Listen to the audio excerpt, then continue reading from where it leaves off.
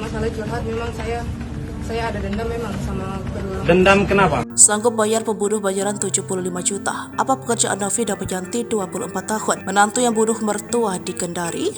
Novi merupakan tersangka tewasnya wanita bernama Mirna 51 tahun. Mirna merupakan ibu mertua Novi yang berakhir tragis dibunuh menantu sendiri. Novi menghabisi nyawa Mirna dengan menyewa pembunuh bayaran bernama Firman alias CM. Uang yang ditawarkan Novi ke Firman tak sedikit jumlahnya, yakni mencapai 75 juta rupiah untuk tindakan keji tersebut. Bahkan Novi sudah lebih dulu mencicil uang 9,5 juta kepada Firman demi bisa menjalankan aksi pembunuhan.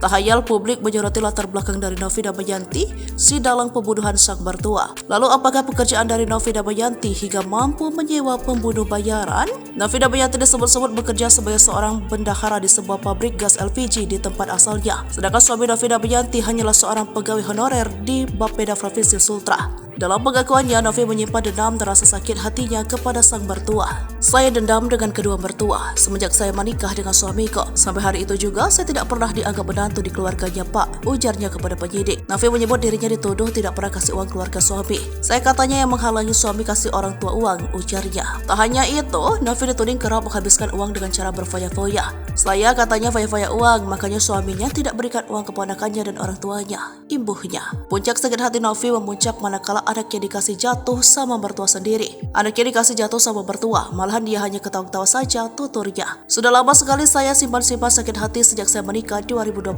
tambahnya.